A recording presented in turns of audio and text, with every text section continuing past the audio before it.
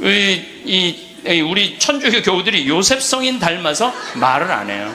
그래서 내가 우리 말씀 나누게 되면 하여튼 안 해. 근데 호텔 로비에서 얼마나 근사해요. 갈릴레아 호텔 신앙을 얼마나 간증하고 싶겠어. 아무도 말 안 하는데 70살 먹은 할머니가 손을 번쩍 드는 거예요. 내 말 끝나자마자 자기가 말한다는 거예요. 너무 고맙더라고요. 근데 그분은 할아버지하고 같이 오신 할머니인데 딱 일어나더니 할아버지의 손가락질을 딱 하더니 이렇게 말하는 거예요. 신부님, 내가 평생 이 인간 때문에 고생했다는 거예요. 나이가 70이 넘으면 남편을 대놓고 욕할 수가 있어요. 내가 평생 이 인간 때문에 고생했다는 거예요.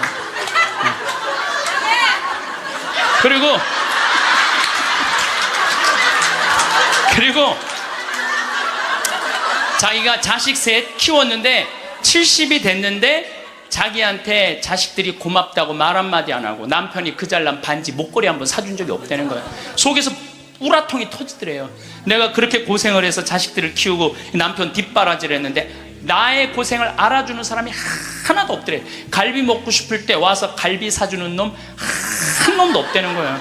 근데 어느 날 갑자기 내가 방송에서 나오더니 그러더래요. 늙어서 왜 갈비가 먹고 싶으면 자식이 사줘야 되냐. 그지근성을 버려라. 갈비가 먹고 싶으면 내 돈으로 내가 가서 사 먹으면 되지. 그 자식이 사줄 때까지 기다리느냐. 무슨 돈으로 집 잡혀서 사 먹어라. 맨날 자식한테 섭섭하다고 그러지 말고. 그 얘기를 듣는데 이 할머니가 망치로 한 대 맞았대요. 지금 70살 넘은 할머니 할아버지들 중에 갈비가 먹고 싶다고, 여보 우리 갈비 먹고 싶다, 오늘 가서 갈비 사 먹자. 그리고 둘이 갈비집 가서 10만 원이나 된 돈 내면서 갈비 사 먹을 사람들이 얼마나 돼요? 그저 자식이 한번 사줘야지 그냥 한번 먹고 오는 거지. 그 돈 무서워서 벌벌벌벌 떨잖아요. 그러니까 자기를 위한 일을 안 하는 거예요. 이제는 여러분들 자기를 위한 일을 해야 돼요. 자기를 위한 일을. 어쨌거나 하여튼 이제 나도 이제 사 먹어야 되겠다, 집 잡혀서 그런 생각을 하는데 평화신문에 황창현 신부와 함께 떠나는 도보 성주순례가 딱 떴대. 그걸 보는 순간 이 할머니는 이거다 하고 이 할머니는 그냥 집을 팔았대. 그냥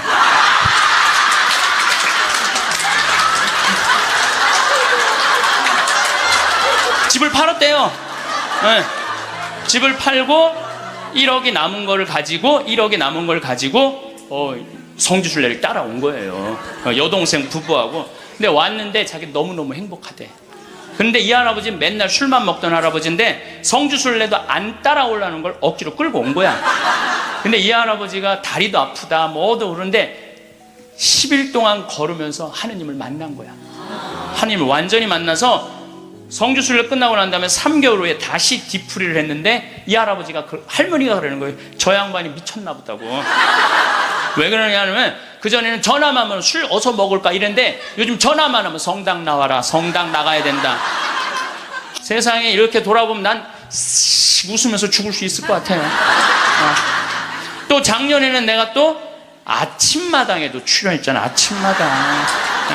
평화방송도 모자라서 아침마당까지. 그냥 아침마당을 2번을 강의를 나갔었는데 목요 특강 2번을 강의를 나갔었는데 보통 목요 특강 시청률이 7% 정도 된다고 그래요. 근데 전 2번 다 10.4%가 나왔어요. 이게 뭐 물론 그 3.4%는 우리 천주교 교우들이 봐줘서 올라간 건지 내가 알고 있죠.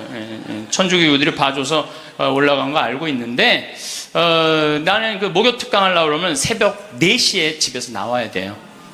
새벽 4시에 이제 또 눈이 항상 오니까 겨울에 작년에도 마지막 강의 12월 27일인가 나왔는데 그 눈길을 헤치고 와서 이제 딱 가면은요, 여의도에 도착하면은 깜짝 놀랐어요. 여자 둘이서 달겨 들어가고 막 화장을 1시간 동안 하는 거. 화장을 1시간 동안. 평화방송은 생전 화장 안 해주는데 화장을 1시간 동안. 이제 그리고 이제 강의가 끝나고 이제 평창에 집에 들어갔는데 생태마을이 난리가 난 거야. 왜 그런가 했더니 그 강의를 들으면서 실시간 검색어가 1위였대요. 그리고 전국에 우리 교우들이 아니고 일반인들이 전화해갖고 거기 신부님 생태마을 자랑하는데 거기 가보고 싶다고. 근데 할머니 한 분이 성당도 안 다니는 할머니가 전화해갖고 오늘 그 강의한 신부님 어쩜 그렇게 유쾌하고 우리 마음을 잘 아느냐고. 근데 그렇게 유쾌한 신부님이 아직도 전화해 되도록 왜 혼자 사느냐고. 그거 좀 장가 좀 보내라고, 그 직원들이. 아니, 저를 염려해 주는 게 우리 천주교 교우들만 염려해 주는 게 아니라 성당 안 다니는 할머니도 염려해 주니 이게 얼마나 행복한 신부예요. 그래서 이렇게 죽을 때 웃으면서 죽을 수 있을 것 같아. 난 정말 행복했다. 오늘도 황창현 신부님의 지혜의 말씀을 통해 여러분의 행복한 노후를 위한 해안을 얻어가시길 바랍니다. 황창현 신부님의 행복 특강 지금 바로 시작하겠습니다. 제가 여러분들한테 지금 죽음 껴안기라는 주제로 강의를 하고 있습니다. 우리가 죽는 게 참 싫은 이유는 두려움 때문에 그렇습니다. 두려움. 막연한 두려움이 있어요. 죽고 난 다음엔 도대체 어떤 세상이 펼쳐질 것인가? 그런데 제가 말씀드렸듯이 죽고 난 다음에 우리는 천당에 가요. 네. 왜 천국에 가느냐면은 이 추운 날, 그 눈길을 마다 않고 여기 와서 이렇게 쪼그리고 앉아서 강의 듣겠다고 그러는 여러분들은 슬기로운 처녀들이에요. 네. 기름 종지에 기름이 오늘 또 한 방울 또 모아진 거예요. 네. 그러니까 여러분들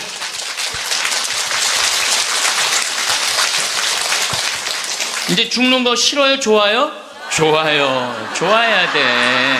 싫어하면 안 돼요. 예. 그리고 우리가 천국에 가면 더 이상 부당한 대우 받지 않고 서름 받지 않아요. 하느님께서 어느 누구든 위로해 주시고 따뜻하게 감싸 주시기 때문에 우리는 죽음 이후를 막연히 두려워할 필요가 없다는 거예요. 예. 예수님께서 나는 부활이요 생명이다. 나를 믿는 사람은 죽더라도 영원히 죽지 않는다 말씀하신 것처럼 우리는 죽는 게 죽음이 아니야. 새로운 삶으로 옮아가는 여정일 뿐입니다. 여러분들 그 누에가 알이 되고 꼬치가 돼갖고 누에가 되고 난 다음에 그 다음에 어떻게 돼요? 나비가 돼서 날아가잖아요. 그 누에 꼬치로 있을 때 아주 볼품이 없잖아요. 근데 나비로 날아갈 때는 얼마나 아름다워요. 그러니까 우리가 천국에 가서는 지금 모습보다 훨씬 아름다울 거예요.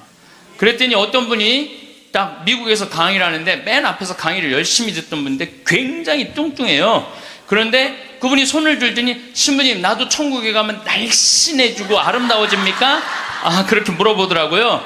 그래서 제가 이렇게 대답을 했어요. 날씬하게 될지는 모르지만 아름답긴 할 거다. 아름답긴 할 거다. 어쨌든 우리가 두려움이 막연한 두려움이 있어요. 근데 하느님을 믿는 우리들은 죽는 것에 대한 두려움 가질 필요 없어요. 하느님께서 우리를 천국으로 초대해 주실 것이고 예수님이 뭐하러 그렇게 십자가에 힘들게 못 박혀 돌아가셨어요. 많은 사람들을 구원하시기 위하여 돌아가신 거예요. 여러분들은 그 부활신앙을 믿어야 돼. 우리 그리스도인들에게 최대의 신앙의 핵심은 부활신앙이에요. 내가 나비보다 훨씬 아름다운 모습으로 부활할 거라는 이 믿음. 그래도 죽는 게 싫어. 뭐 때문에 그래? 생이별 때문에 그래. 생이별. 아무리 죽어서 천당 간다 하더라도 이 세상에 죽으면 더 이상 사랑하는 아내 볼 수 없고 남편 볼 수 없고 자식 볼 수 없고 부모님 볼 수 없기 때문에 이 생이별, 죽음 때문에 생이별이 되는 거예요. 죽으면 더 이상 사랑할 수도 없고 사람으로서 도리도 못하고 내가 누리고 싶은 호강도 못 누리고 이 세상에서 고생만 하다가 죽는 게 싫은 거예요. 그래서 여기 계신 분들 중에 죽기 직전에 후회하지 말고 죽기 전에 내가 뭘 할 걸 그런 거 후회하지 말고 혹시 돈 100억 정도 있는 분들은 한 10억, 20억만 놔두고 80억은 쓰세요. 맛있는 것도 사 먹고 여행도 다니고 그러면 되지. 제가 요즘 뭐 바빠서 텔레비전은 거의 못 보지만은 BBC에서 아주 재미난 프로그램을 해요. 영국 BBC에서 백만장자가 자기 신분을 감추고 아주 힘들게 사는 동네에 들어가는 거예요. 그래서 거기서 정말 열심히 사는 사람을 찾아내는 거예요. 찾아내서 이 사람이 백만장자인데도 불구하고 자기도 가난한 것처럼 해서 그 사람이 정말 열심히 살고 성공할 수 있는 가능성이 있으면은 한 달, 두 달 같이 지내다가 마지막에 깜짝 선물을 해주는 거예요. 당신 내가 커피숍 차릴 수 있도록 가게를 내주겠다. 이런 프로그램이 있어요. 그러니까 이 백만장자가 하는 거야. 백만장자가. 여러분들은 못하죠. 여러분들 누굴 커피숍을 차려줘.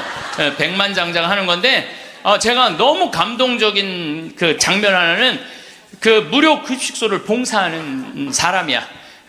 그 무료 급식소를 운영하는 남자인데, 백만장자가 들어와서 같이 급식을 해주는 거예요. 근데 이 사람은 뭐 무료 급식소를 하니까 휴가도 한 번도 못 간 거야.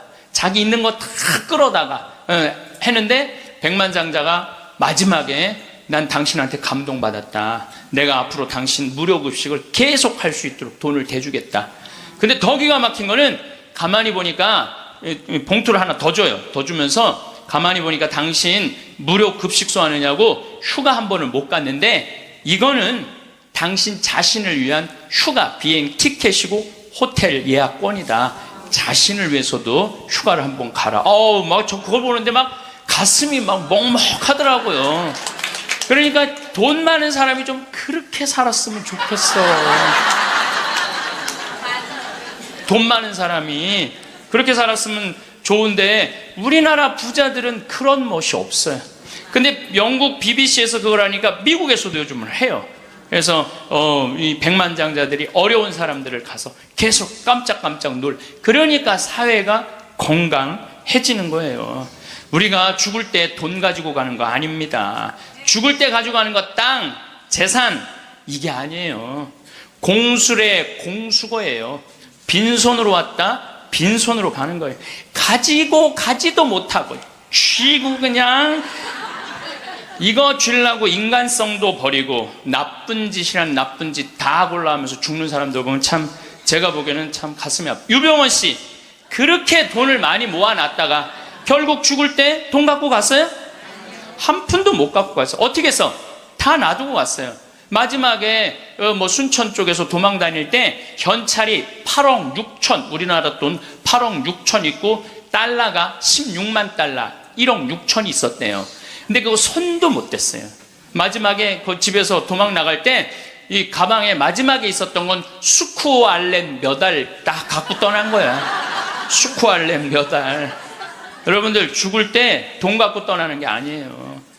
우리가 죽을 때 뭘 갖고 가느냐면은 추억 갖고 떠나는 거. 추억. 내가 이렇게 인생을 돌아봐서 야, 난 정말로 즐거웠어. 나 정말로 행복했어. 이런 추억이 있는 사람이 죽을 때 행복하게 죽을 수 있어요. 여러분들도 가만히 인생 돌아봐서 즐거웠던 추억이 하나도 없어. 고생만 슉샬나게 한 추억밖에 없어. 그렇다면 여러분들 인생 잘못 사는 거예요. 오늘 추억이 하나도 없는 분들은 추억을 만드세요. 프로그램을 짜세요. 그 백만장자가 그 무료급식 한다고 몇 년 동안 3년 동안 휴가도 한 번 안 간 사람한테 자신을 위해서도 시간을 내라고, 남을 위해서 희생만 하지 말고. 왜냐하면 사람이요, 남을 위해서 너무 희생하다 보면 지쳐요. 저는 제 인생을 이렇게 돌아보면은 전 정말 행복한 사람 중에 하나예요. 저는 초등학교 때 토요일 일요일이 되면 아버지하고, 전 수원 사람인데 매일 뒤에 광교산에 놀러를 갔어요. 광교산에 가서 가재 잡고 메뚜기 잡고, 가을이면 도토리 줍고 밤 따고 감서리하고, 그 다음에 도라지 캐고 더덕 캐고.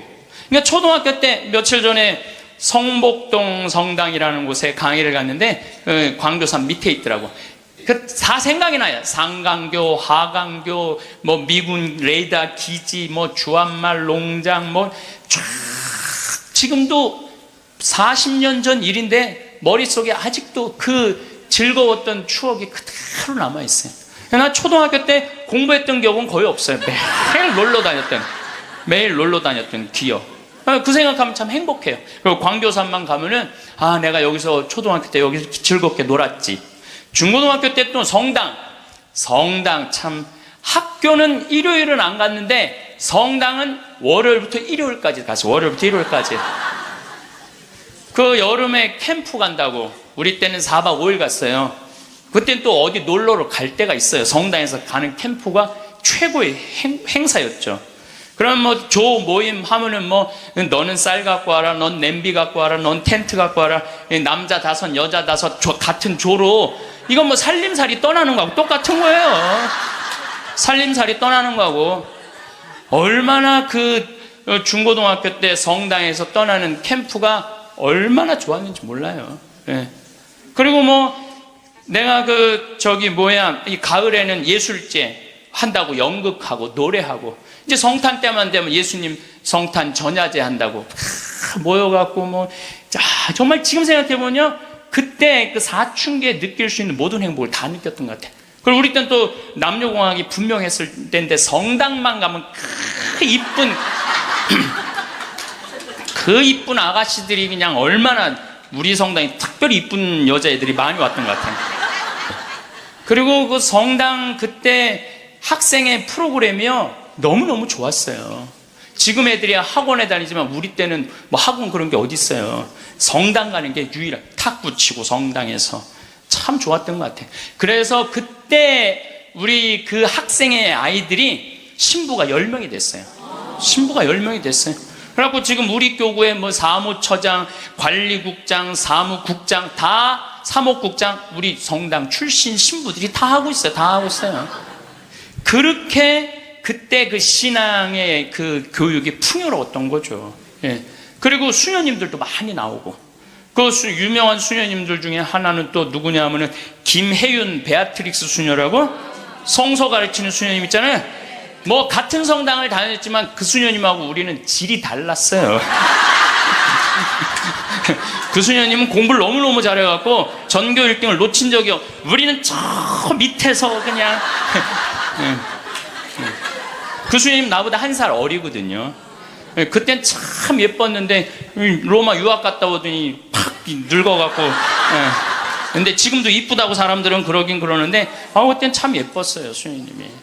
그러니까 얼마나 그 공동체가, 어제도 서울 둔총동 성당에 강의를 갔는데 그 나보다 한 2-3살 나이 많은 누나였는데 그때도 예뻤는데 지금 보니까 50, 한 4-5이 됐는데 지금도 그렇게 이쁘더라고, 그 누나가. 어제 너무 만나서 반가웠는데 그 누나도 아들이 지금 서울신학교 2학년 지금 다니고 있다는 거예요. 그러니까 신앙이 얼마나 좋았던 거예요, 그 공동체가. 그러니까 그 중고등학교 생각하면 나는 정말 행복한 사춘기를 보낸 거죠. 그래서 내가 제일 화려했을 때는 언제였느냐면은 신학교 때. 저는 방학이 싫었어요. 신학교 생활이 너무 재밌었어요. 먹여주지, 재워주지, 기도시켜주지, 철학 가르쳐주지, 신학 가르쳐주지, 성서 가르쳐주지. 이 신학교 교육이요, 내가 보기엔 이 교육 제도 중에 제일 좋은 것 같아요. 그냥 좀 신학교 7년 참 행복하게 살았어요. 보좌 신부 때는 또 훌륭한 본당 신부님 모시고, 우리 천주교 교우들은 보좌 신부들 이렇게 바라보는 눈이 사랑으로 꽉 차 있어. 그 느껴요. 이렇게 보면 보좌 신부 딱 보면 사랑으로 꽉 차 있어. 본당 신부 10년 동안 교우들이 참 내 말 잘 듣고 신부를 업고 살죠, 한국 천주교 교우들은. 참 이렇게 보면은요 너무너무 행복했던 것 같아요. 그리고 이제 10년 전에 강원도 평창 생태마을에 들어가서 이렇게 살면 본당이 없으니까, 본당이 없으니까 또 온 세상이 또 다 내 본당이야 또. 전 세계 다니면서 강의하고, 지난 여름에도 브라질, 아르헨티나, 페루, 칠레, 파라과이 5개 나라 한 달 동안 순회 강연 갔다 왔거든요. 페루 이제 얼마나 멀어요, 페루가. 페루 갔더니 이제 강의 이제 2시간 끝났는데 거기 회장님들이 신부님 귀양 여기까지 왔으니 마추픽추 가자고. 그러니까 강의는 2시간 하고 마추픽추는 2박 3일 갔다 오고. 이런 좋은 팔자가 어디 있어요. 브라질 가면 또 리오데자네이루, 또 아름다운 항구, 예수님이 이렇게 펼치고 있는 데 있죠. 이번에 월드컵 한데 참 얼마나 좋은 팔자예요. 깔라빠떼라고 아르헨티나 맨 밑에 빙하 있는데 신부님 환경하시니까 꼭 보셔야 된다고. 신부님은 신부로 사니까 팔자가 좋아서 그렇지 우리는 얼마나 힘든지 몰라요. 사는 거 무슨 우리가 즐거운 추억이 있어요. 저도 여러분들 힘들었을 때 많았어요. 인생 50살밖에 안 됐지만은 돌아보면 즐거웠었던 일만 있었던 거 아니에요. 근데 여러분들 사람은요 과거를 돌아봤을 때 고통스럽고 괴로운 것만 기억하는 사람은요 악해져요. 악해지게 돼 있어요. 근데 즐거웠던 것만 의도적으로 기억하려고 하면 선해지게 돼 있어요. 저도 사기 많이 당했어요. 이 세상에 사기 쳐먹기 제일 쉬운 사람이 신부예요. 신부. 세상 물정 모르니까 사기도 많이 당했고 배신도 많이 당했어요. 그래갖고 아픔이 많았었어요. 근데 가만히 내 인생을 돌아보면 내가 사기당했을 때 내 상태가 어땠었냐면 욕심이 꽉 차 있었을 때. 그러니까 내가 강의 때 여러분들 욕심 부리지 말라는 게 그냥 하는 말이 아니라 이 온 몸에서 경험을 하고 나온 말이에요. 온 몸에서 경험을 하고 나온 얘기, 그냥 하는 얘기가 아니에요. 온 몸에서 나온 거죠. 또 뭐 배신도 많이 당했고 그러면서 제가 깨달은 게 있어요. 아, 욕심 부리지 말아야 되겠구나. 그리고 하느님을 더 사랑해야지 사람을 더 사랑하면은 꼭 고통이 오는구나. 그리고 이제 좋았던 것만 기억을 하는 거야. 나빴던 기억을 자꾸 하면요 인생이 우울해요. 습관이에요, 습관. 여러분들 그 불행한 사람들 며칠 전에 그 신문에 아주 재미난 게 나왔어. 불행한 사람 10가지 특징이 나왔어. 자신과 남의 단점만 본다. 불행한 사람들은요 자신과 남의 단점만 본대요. 그 다음에 두 번째, 변화시킬 수 없는 것에 대한 걱정을 한다. 그러니까 과거를 집착하는 거야. 과거에 내가 왜 그랬을까? 안 바뀌어요, 과거는. 그 다음에 쉽게 포기한다. 뭘 하다가 그냥 금방 포기하는 사람, 이 사람 불행해진다는 거죠. 운동을 하지 않는다. 운동하는 사람이 행복해요. 그래서 여러분들 꼭 운동하셔야 돼요. 그 다음에 성취 불가능한 목표를 세운다. 성취 불가능한 목표를 세운다. 건강에 좋지 않은 음식만 골라 먹는다. 그러니까 우리가 행복하려면 건강에 좋은 음식을 먹어야 돼. 우리 청국장 가루 같은 거, 이런 거. 얼마나 좋아요, 이 청국장 가루 같은 거. 나도 오늘 아침에 좀 일찍 나오는 바람에 청국장 가루를, 저는 그냥 제가 일어나자마자 제가 타 먹어요, 맹물에. 그걸 먹으면요 기분이 참 좋아요. 그리고 이제 요즘은 이제 시래기, 무청 있죠? 우리 생태마을에 그냥 온 생태마을에 무청이 널려 있어요 지금. 그걸 보고 있으면 기분이 좋아요. 그 시래기 탁 삶아갖고 무쳐갖고 밥을 비벼 먹으면, 우리 생 청국장에다 밥을 비벼 먹으면 너무 맛있어. 잠을 충분히 자지 않는다. 불행한 사람들. 인터넷에 갇혀 산다. 남에 대해 험담, 부정적인 말만 한다. 불행한 사람들은 이런 다 기미가 있어요. 그 다음에 마지막에 용서하기를 거부한다. 난 절대 용서할 수 없어. 이 사람들이 다 불행하다는 거예요. 그래서 여러분들 이렇게 인생을 돌아보면서 억울하고 분한 것만 새기지 마라. 특별히 우리 할머니들, 내가 대동아 전쟁에 시집으로 와서 6.25 전쟁 때 1.4.5태 때 고생한 얘기, 그거요 청승이에요, 청승. 행복했던 기억만 하시면 좋아요. 그 다음에 죽을 때 뭐 갖고 가냐면 선행 갖고 가는 거. 선행. 죽을 때 선행 갖고 가는 거. 여러분들 죽을 때 땅 갖고 가는 거 아니라니까요. 집 갖고 가는 게 아니라니까요. 재물 갖고 가는 게 아니에요. 이거는 갖고 갈 수 없는 거야. 갖고 갈 수 없는 거야. 오늘도 전심 먹으면서 잠깐 대화를 했는데, 사람들을 보면요 1000개를 가지고 있으면서 1개밖에 못 누리고 사는 사람이 있어요. 근데 100개를 가지고 99개를 누리고 사는 사람이 있어요.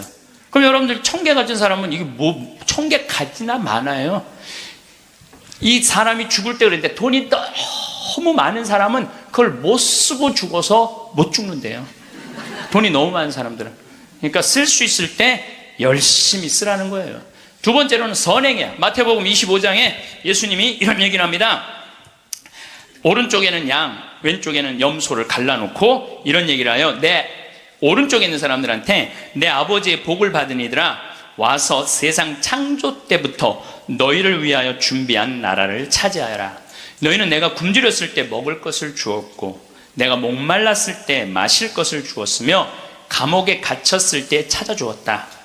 그럼 의인들이 이렇게 말할 것이다. 주님, 저희가 언제 주님께서 굶주리신 것을 보고 먹을 것을 드렸고 목마르신 것을 보고 마실 것을 드렸습니까? 언제 주님께서 나그네 되신 것을 보고 따뜻히 맞아 드렸고 헐 벗으신 것을 보고 입을 것을 드렸습니까? 언제 주님께서 병드시거나 감옥에 계신 것을 보고 찾아가 배웠습니까? 그럼 임금이 대답할 것이다. 내가 진실로 너희에게 말한다.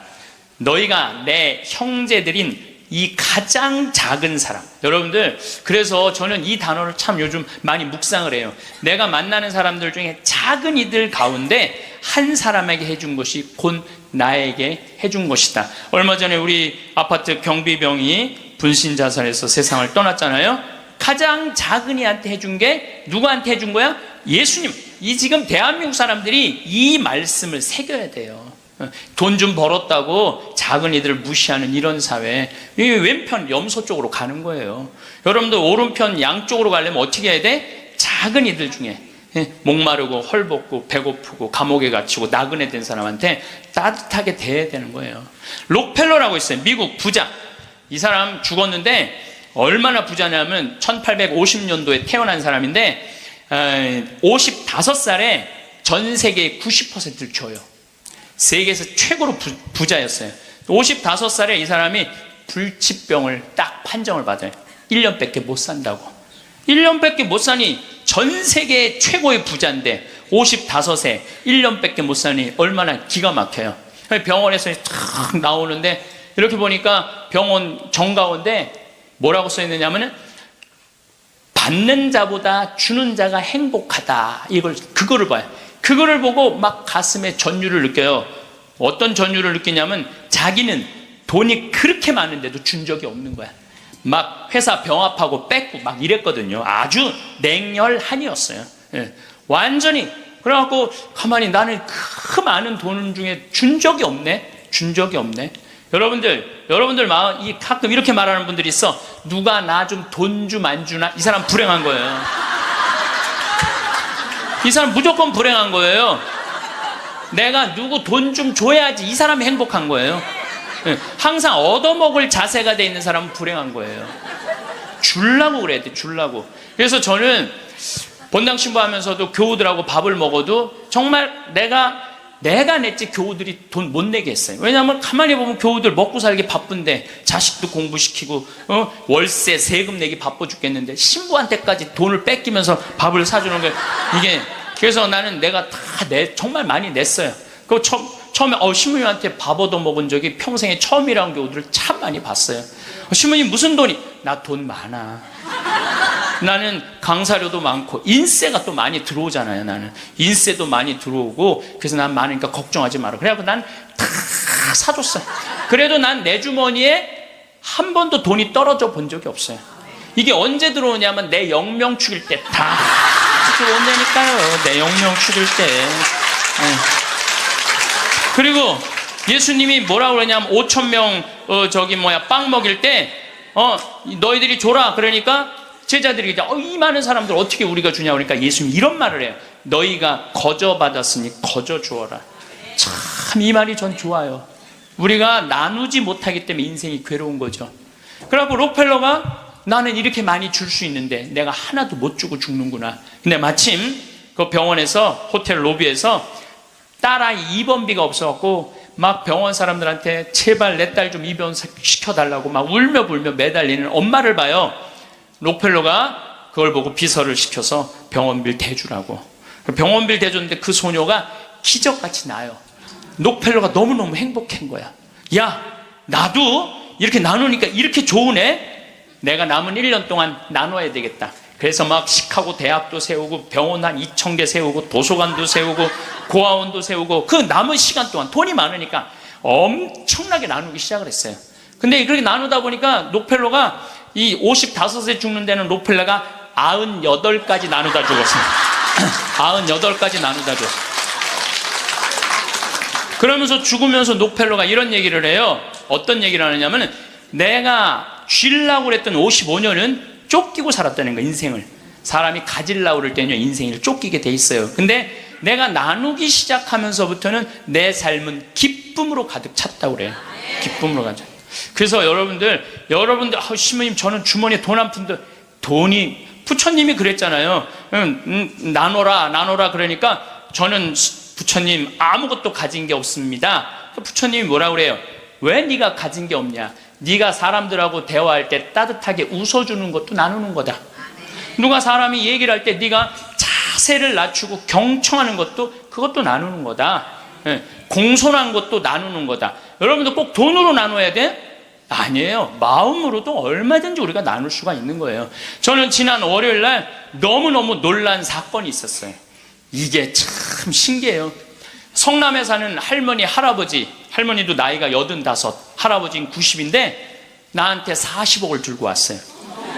그래갖고 교구청에서 아주 서류를 다 해놨어. 법무사까지 다 와서 다. 그래서 어저께 그러니까 월요일 날 40억을 기증을 받았어요. 할머니가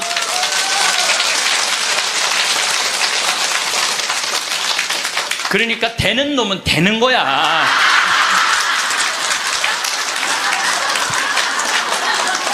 그래서 할머니한테 물어봤어요. 이 많은 돈을 왜 나한테 기증을 하느냐? 그랬더니 신부님, 제가 강의를 듣는데 신부님이 잠비아에 농업대학을 세우고 싶다고 그런 게 있는데, 대학을 세우는 건 또 내가 저 잠비아 농장 꾸미는 거하고는 또 다르잖아요. 근데 저 신부님이 지금 저렇게 열정적으로 일을 하는데 나는 이제 떠날 날이 얼마 남지 않았는데, 근데 그래서 이제 신부님한테 기증을 하기로 했다고. 근데 할아버지가 더 멋있는 거야. 무엇이냐? 나한테 기증서 마지막 서류 등기 다 해갖고 왔어. 그래갖고 근데 지문이 안 나오는 거야. 나이가 많으시니까. 난 또 월요일날 처음 알았어요. 여러분들 좀 기증하려면 조금 젊었을 때 지문 나올 때 하세요. 지문 나올 때. 지문이 안 나오는데 한 10번을 하는데 10번 다 기쁘게 하시더라고요. 근데 할아버지가 이런 말씀을 하세요. 이제야 좀 마음이 홀가분하다고. 그러면서 할아버지가 이런 말씀을 하세요. 그 아프리카에 그 굶는 사람들을 보면 너무 가슴이 아픈데 그냥 빵을 주는 건 큰 의미가 없다는 거예요. 그 빵을 만들 수 있는 사람을 키워내는 일이 더 중요하다는 거예요. 그래서 이제 그걸 이제 받아서 이제 제가 이제 또 숙제가 하나 생겼죠. 근데 신부님 왜 그렇게 좋아하세요? 신부님 주머니에 한 푼도 안 들어가는데. 왜냐하면은 우리 천주교가 그런 건 참 좋아요. 누가 기증을 받아도 내 이름으로 받을 수가 없어. 신부 이름으로. 그러니까 교구청 법인으로 받는 거야. 그러니까 내가 어떻게 해먹으려고 그래도 해먹을 수가 없어.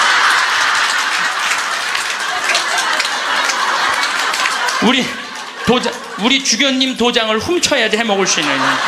주교님 도장을 훔쳐야지. 근데 그 할아버지가 더 기가 막힌 말씀을 하셨어요. 어떤 말씀을 하셨느냐면은, 신부님 아들한테 물어봤대요. 내가 이거를 40억을 신부님한테 기증하기로 했다. 그랬더니 아들이, 아버지 기증하세요. 나 넓은 집이 있고 직장이 있는데 그거 돈 많으면 머리 아파요. 그 아들도 기가 막히죠. 아니 뭐 법적으로 뭐 소송도 한다는데. 그래서 여러분들, 제가 말씀드리는 거는 우리가 죽을 때 갖고 가는 게 땅이 아니라니까요. 집이 아니고 재물이 아니에요. 뭐냐면 선행이야. 선행. 내가 뭔가 베풀 수 있는 선행이 있어야 돼요. 그래서 여러분들도 내가 돈이 없다라면 마음으로라도 나눌 줄 알아야 돼. 마음으로라도. 예. 그리고 죽을 때 갖고 가는 건 결정적인 건 믿음이야. 믿음이 없는 사람은요, 노잣돈 없이 떠나는 거예요. 믿음이 없는 사람은 노잣돈이 없이 떠나는 거. 죽을 때 빈 털터리로 떠나는 거. 빈 털터리로. 근데 내가 주님께서 날 기다리고 계셔. 주님께서 날 맞아주실 거야. 이 믿음 있는 사람은요, 여행 떠날만 해요. 근데 딱 저승에 들어섰는데 아무도 날 데려가는 사람, 깜깜한 어둠만 날 기다리고 있는 사람은 너무너무 힘든 거죠. 제가 한 10년 전에 우리 후배 신부들을 데리고 제주도에 스킨스쿠버를 데리고 갔어요. 바다에 들어가는 거. 근데 뭐 한 6, 7명 신부들하고, 지구 신부들하고 갔는데 문섬, 새끼섬, 서귀포 쪽에 거기가 참 아름다워요. 근데 이제 그 신부들은 초보니까 강습을 받고 나는 좀 할 줄 아니까 새끼섬에 바다에 이렇게 들어가서 이제 혼자 절대 가면 안 되는데 그래도 이제 혼자 이렇게 좀 옆에 이제 강습하는 거 보고 혼자 이렇게 돌았어요. 근데 그 신부 중에 하나가 물 공포증 있는 신부가 있어요. 너는 여기서 낚시만 해. 그래갖고 이제 그 신부는 위에서 낚시를 하고 있는데 나는 이제 바다에 들어 물고기가 얼마나 많은지 몰라요. 돌돔 하여튼 물고기가 얼굴을 치고 지나갈 정도로 물고기가 많아요. 바다에 들어가 보면은. 그래갖고 이제 한 바퀴 한 30분 이제 다이빙을 하고 나와서 그 후배 신부한테 물어봤어. 물고기 좀 잡았어? 이 신부가 한다는 얘기가 신부님 한 마리도 없나 봐요. 30분 동안 한 마리도 못 잡았어요. 그러는 거예요. 그 많은 물고기를 두고 그 위에서 낚시하는 사람은 한 마리도 없는 줄 알고 그냥 계속 한 마리도 없다고 투정을 부리더라고요. 신앙생활도 똑같아요. 신앙생활도 내가 하느님을 믿고 하느님 안으로 빠져들면은요, 그 안에는 온 세상이 하느님의 섭리야. 하느님의 손길이고 하느님의 사랑이야. 근데 많은 사람들은 그 물속에 뛰어들지 않아요. 뛰어들지 않고 바깥에서 있는 거야, 없는 거야. 하느님 계신 거야, 안 계신 거야. 이러고 있으니까 잡아요, 못 잡아요? 못 잡아요. 여러분도 오늘도 야 명동에 오늘 그 신부님 강의 간대자 가자. 데리고 올라오래. 아유 뭘 가, 니네나 가. 난 나중에 기회 되면 갈게. 그 사람은요 못 잡는 거예요. 물고기를 못 잡는 거예요. 얼마나 하느님 안에 들어가면은 신앙의 보물이 얼마나 많은데. 또 우리 보자 신부님이 그런 얘기를 해요. 보자 신부님이 자기 낚시를 참 좋아해요. 우리 보자 신부님이. 근데 신부님 강론 때 그러더라고요. 보면은 아무리 물고기가 안 나와도 한 자리에서 4시간, 5시간 앉아있으면 결국은 나올 때 되면 밑밥을 뿌리면은 나올 때 되면 엄청나게 나온다는 거예요. 우리 보자 신부님이 우리 조카 며느리 아이가 아기를 가져갖고 잉어를 좀 해달라는 거예요. 가면 막 이렇게 잡아오는 거예요. 어떻게 이렇게 재주가 좋으냐 그러니까 신부님이 한 자리에 계속 있으면 잡는다는 거예요. 한 자리에 계속 있으면은. 근데 자기가 낚시터에 가보면 한 마리도 못 잡아가는 사람이 있대. 어떤 사람이냐면 1시간씩 옮기는 사람. 이 사람은 하나도 못 잡고 가는 거야. 하나도 못 잡고. 그래서 신앙도 꾸준한 사람이, 변함이 없는 사람이 엄청난 보화를 끌어올릴 수 있는 거예요. 그래서 우리 죽을 때는 추억, 선행, 믿음 갖고 가는 거예요. 집 갖고 가는 게 아니라니까요. 어쨌든 내가 지난 2월 달에 이제 성주순례 이제 가서, 이제 갈릴레아 호수를 도는데, 그 갈릴레아에서 3일을 머물었어요. 갈릴레아가 신앙의 유산이 너무 많아요. 5,000명 먹이신 빵의 기적도 갈릴레아 호수에서 했지. 산상 설교도 갈릴레아에서 했지. 풍랑 걸은 데도 갈릴레아지. 제자들하고 예수님하고 만난 데도 갈릴레아지. 얼마나 많아요. 그러니까 거긴 3일을 머물렀죠. 3일을 머무르고 이제 저녁에 이제 모여갖고 80명 순례자들한테 오늘 느낀 신앙의 감동을 나눔 얘기를 하자고 그랬어요. 근데 참 우리 천주교 신자들은 이상하죠. 말 그렇게 잘하다가도 말씀 나누게 하자 그러면 입을 다물어. 말씀 나누게 하자 그러면. 내가 아는 몇몇 연예인도 있으면 연예인들을 만나고 얘기를 하면 신앙이 너무너무 좋아요. 그런데 방송에만 나가면 절대 말 안 해. 신앙에 대해서. 신기해. 개신교 성도들은 간증하라고 그러면 그냥 뛰어나가고 서로 하려고 그러네. 우리는 그냥 잘 놀다가도 자 지금부터 말씀 나누기 전에 내가 묵상을 했어. 왜 우리 천주교 교우들이 이렇게 입이 무거운가. 내가 묵상을 했어. 답을 찾아냈어요. 요셉 성인 닮아서 입이 무거운 거. 요셉 성인 닮아서.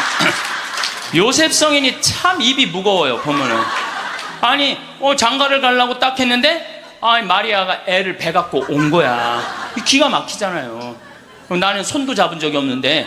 그럼 일반 사람이면 뭐라 그럴 거냐. 친구들한테 야 얘기 좀 하자. 야 난 너무 고민이 있어. 아니 마리아가 결혼도 하기 전에 애를 배웠네. 이거 어떻게 하면 좋지? 분명히 이렇게 얘기했을 거예요. 근데 요셉 성인은 아무한테도 말하지 않고 혼자 파혼하기로 혼자만 마음속으로 생각을 해. 우리 천주교 교우들하고 똑같은 거예요. 그 12살 때 예수님 3일 동안 잃었다가 3일 만에 찾았어. 3일 동안 근데 나는 요셉 성인도 참 대단해요. 내 애도 아니고. 그렇잖아요. 내 애도 아니고 마누라도 내 마누라도 아니야. 사실은 그렇잖아요. 그런데 그 아이하고 그 엄마를 12년 동안 책임졌다는 건요, 보통 사람 아니면 못해요. 참 무직한 분이죠. 근데 3일 만에 잃어버렸는지 얼마나 애가 타게 찾았겠어요. 찾고 난 다음에 성모님이, 얘야, 네 아버지와 내가 너를 얼마나 찾았는지 모른다. 나는 이 말도 참 묵상을 많이 하는 말 중에 하나예요. 성모님도 시집을 막상 오긴 왔는데 뱃속에 아기가 이씨 들어왔으니 얼마나 미안해요. 그러니까 항상 요셉 성인한테 미안한 마음이 있었던 것 같아. 그래서 여러분들 3일 만에 잃었던 애를 찾았어. 그럼 여러분들 뭐라 할까? 이놈의 새끼 내가 너 얼마나 찾았는지 알아? 분명히 이랬을 거야. 근데 성모님은 자기를 먼저 내세우지 않았어요. 자기 아이임에도 불구하고 얘야, 네 아버지와 내 남편을 인정해 준 거죠. 남편을 존중해 준 거죠. 네 아버지와 내가 너를 얼마나 찾았는지 모른다. 그런데도 요셉 성인은 아무 말도 안 해. 한마디도 안 해. 찾았으면 됐지 뭐 이거죠. 한마디도 안 해요. 내가 이번에 성주순례 가서도 너무 많은 걸 느꼈는데, 그 대학생이 엄마 아빠를 따라온 거야. 인천공항이 딱 나를 바라보는 눈빛이 흰 눈동자 95% 까만 눈동자. 너 때문에 내가 여기 따라왔다. 근데 이 친구가 성주순례를 하루를 걷더니 이틀을 걷더니 눈빛이 바뀌는 거예요. 그러면서 마지막엔 이 친구가 이런 말을 하더라고요. 신부님, 저는 가슴이 지금 터질 것 같이 행복하다는 거예요. 살아계신 예수님을 만나서 가슴이 터질 것 같이 행복하다는 거예요. 그리고 그 친구는 엄마 아빠가 길을 잃고 헤매, 공부 굉장히 잘하는 아이였어요. 근데 지금 의대 공부를 한대요. 내가 아프리카에 좀 가서 봉사 좀 하자 그랬더니, 그러니까 길을 찾은 거지.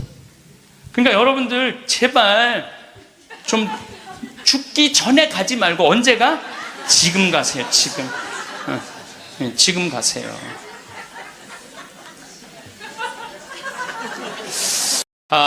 제가 여러분들한테 지금 죽음 껴안기라는 주제로 강의를 하고 있습니다. 우리가 죽는 게 참 싫은 이유는 두려움 때문에 그렇습니다. 두려움. 막연한 두려움이 있어요. 죽고 난 다음엔 도대체 어떤 세상이 펼쳐질 것인가? 그런데 제가 말씀드렸듯이 죽고 난 다음에 우리는 천당에 가요. 네. 왜 천국에 가느냐면은 이 추운 날, 그 눈길을 마다 않고 여기 와서 이렇게 쪼그리고 앉아서 강의 듣겠다고 그러는 여러분들은 슬기로운 처녀들이에요. 네. 기름 종지에 기름이 오늘 또 한 방울 또 모아진 거예요. 네. 그러니까 여러분들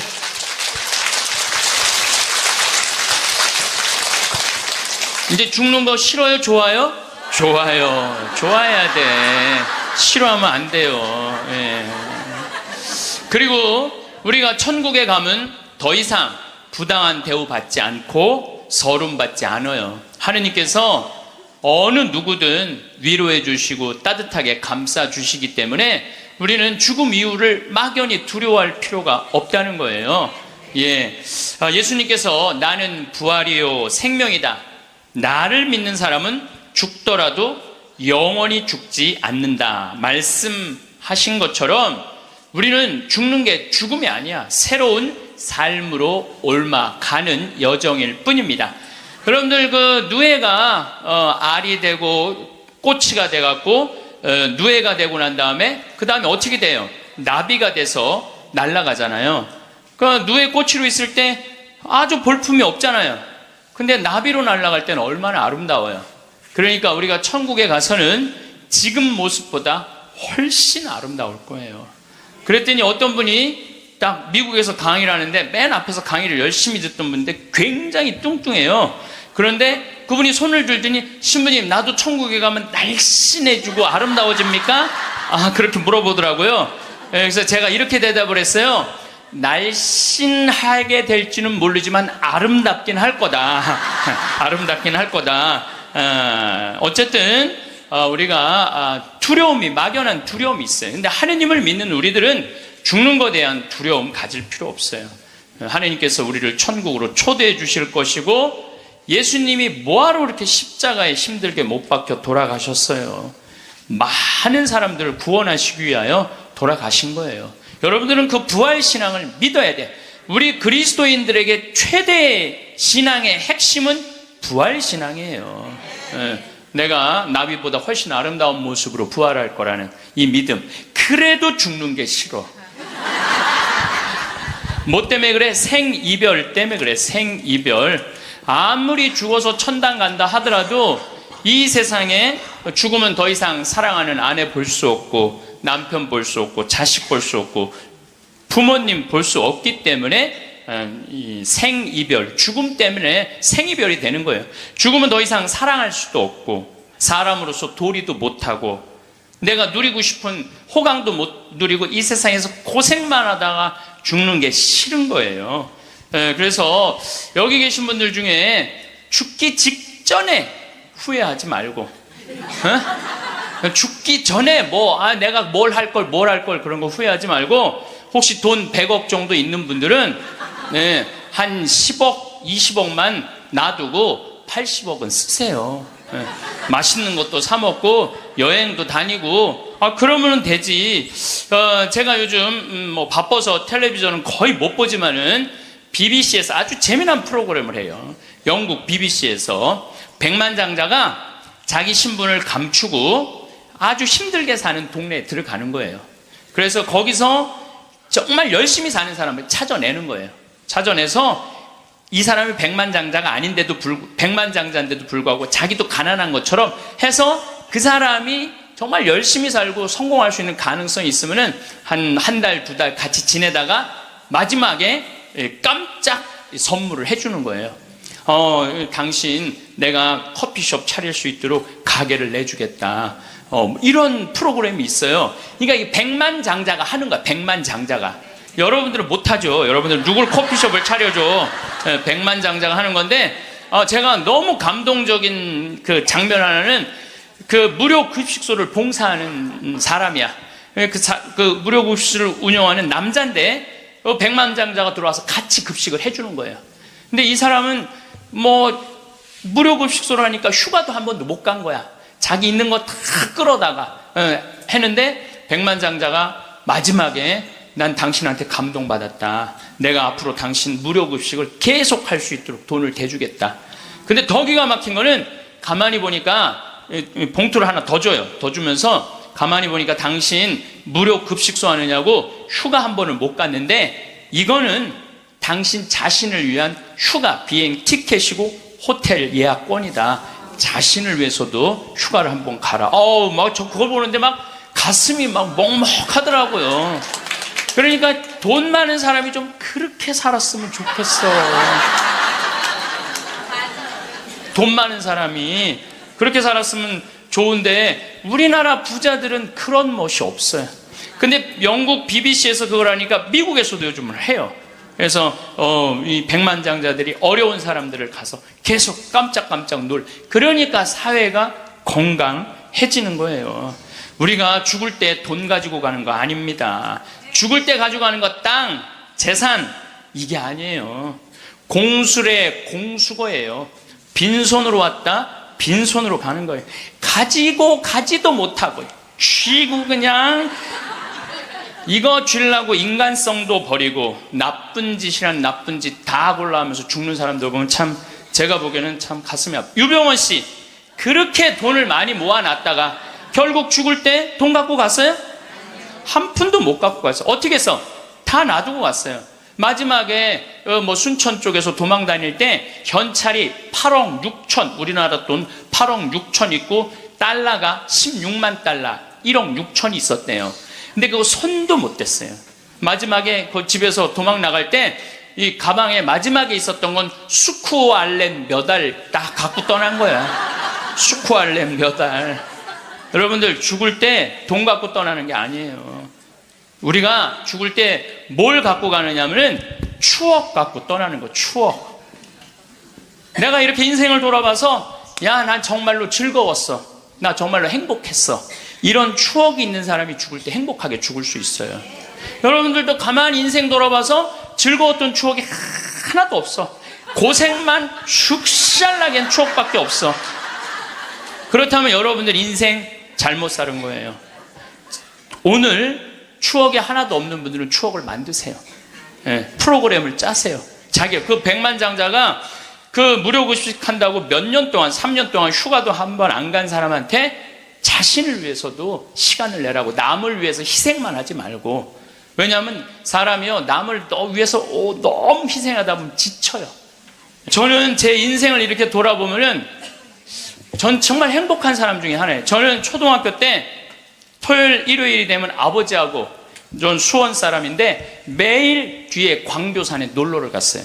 광교산에 가서 가재 잡고 메뚜기 잡고, 가을이면 도토리 줍고 밤 따고 감서리하고, 그 다음에 도라지 캐고 더덕 캐고.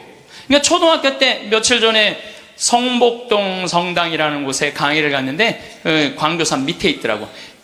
다 생각이 나요. 상강교, 하강교, 뭐 미군 레이더 기지, 뭐 주한말 농장, 뭐 쫙 지금도 40년 전 일인데 머릿속에 아직도 그 즐거웠던 추억이 그대로 남아있어요.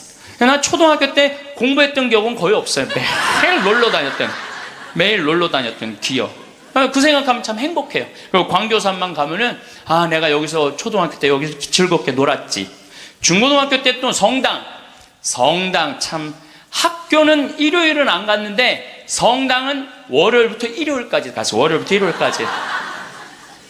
그 여름에 캠프 간다고 우리 때는 4박 5일 갔어요. 그때는 또 어디 놀러를 갈 때가 있어요. 성당에서 가는 캠프가 최고의 행사였죠. 그럼 뭐 조 모임 하면은 뭐 너는 쌀 갖고 와라, 넌 냄비 갖고 와라, 넌 텐트 갖고 와라, 남자 5 여자 5 같은 조로, 이건 뭐 살림살이 떠나는 거하고 똑같은 거예요. 살림살이 떠나는 거하고. 얼마나 그 중고등학교 때 성당에서 떠나는 캠프가 얼마나 좋았는지 몰라요. 예. 그리고 뭐 내가 이 가을에는 예술제 한다고 연극하고 노래하고, 이제 성탄 때만 되면 예수님 성탄 전야제 한다고 모여갖고 뭐, 정말 지금 생각해보면 그때 그 사춘기에 느낄 수 있는 모든 행복을 다 느꼈던 것 같아요. 그리고 우리 때는 또 남녀공학이 분명했을 때인데 성당만 가면 그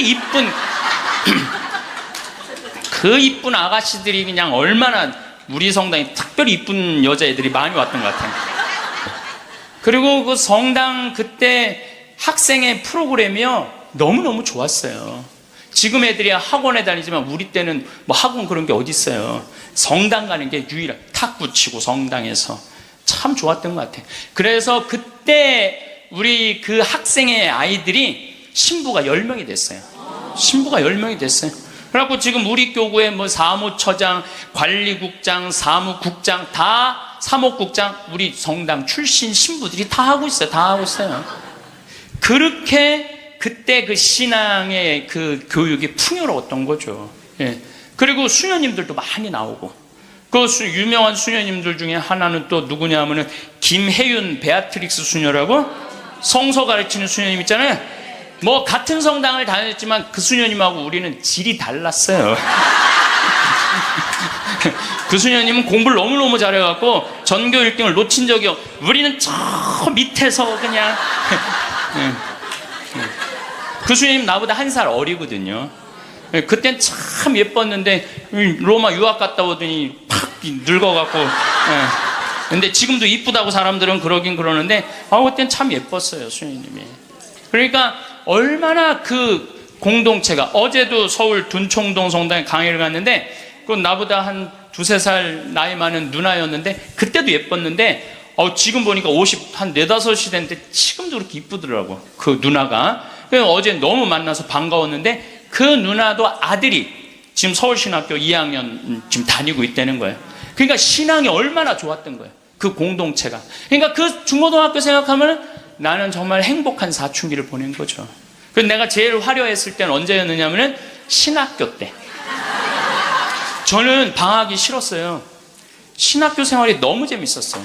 먹여주지, 재워주지, 기도시켜주지, 철학 가르쳐 주지, 신학 가르쳐 주지, 성서 가르쳐 주지. 이 신학교 교육이요, 내가 보기엔 이 교육 제도 중에 제일 좋은 것 같아. 그냥 좀 신학교 7년 참 행복하게 살았어요.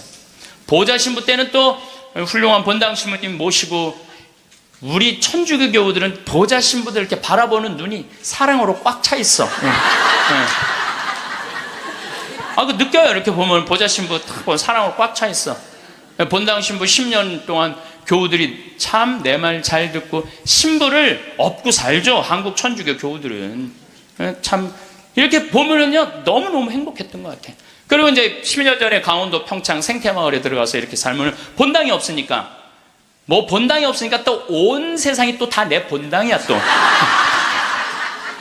전 세계 다니면서 강의하고, 지난 여름에도 브라질, 아르헨티나, 페루, 칠레, 파라과이 5개 나라 한 달 동안 순회 강연 갔다 왔거든요. 페루 이제 뭐 얼마나 멀어요. 페루 갔더니 이제 강의 이제 2시간 끝났는데, 거기 회장님들이 신부님 귀양 여기까지 왔으니 마추픽추 가자고. 그러니까 강의는 2시간 하고 마추픽추는 2박 3일 갔다 오고. 이런 좋은 팔자가 어디 있어요. 브라질 가면 또 뭐 리오데자네이루, 또 아름다운 한국, 예수님이 이렇게 펼치고 있는 데 있죠. 이번에 월드컵 한대. 참 얼마나 좋은 팔자예요. 깔라파테라고 아르헨티나 맨 밑에 빙하 있는데, 신부님 환경하시니까 꼭 보셔야 된다고. 신부님은 신부로 사니까 팔자가 좋아서 그렇지, 우리는 얼마나 힘든지 몰라요. 사는 거 무슨 우리가 즐거운 추억이 있어요. 저도 여러분들 힘들었을 때 많았어요. 인생 50살밖에 안 됐지만은 돌아보면 즐거웠었던 일만 있었던 거 아니에요. 근데 여러분들 사람은요, 과거를 돌아봤을 때 고통스럽고 괴로운 것만 기억하는 사람은요, 악해져요. 악해지게 돼 있어요. 근데 즐거웠던 것만 의도적으로 기억하려고 하면 선해지게 돼 있어요. 저도 사기 많이 당했어요. 이 세상에 사기 쳐먹기 제일 쉬운 사람이 신부예요. 신부. 세상 물정 모르니까 사기도 많이 당했고 배신도 많이 당했어요. 그래갖고 아픔이 많았었어요. 근데 가만히 내 인생을 돌아보면, 내가 사기당했을 때 내 상태가 어땠었냐면 욕심이 꽉 차 있었을 때. 그러니까 내가 강의 때 여러분들 욕심 부리지 말라는 게 그냥 하는 말이 아니라 이 온 몸에서 경험을 하고 나온 말이에요. 온 몸에서 경험을 하고 나온 얘기, 그냥 하는 얘기가 아니에요. 온 몸에서 나온 거죠. 또 뭐 배신도 많이 당했고, 그러면서 제가 깨달은 게 있어요. 욕심 부리지 말아야 되겠구나. 그리고 하느님을 더 사랑해야지, 사람을 더 사랑하면은 꼭 고통이 오는구나. 그리고 이제 좋았던 것만 기억을 하는 거야. 나빴던 기억을 자꾸 하면요, 인생이 우울해요. 습관이에요, 습관.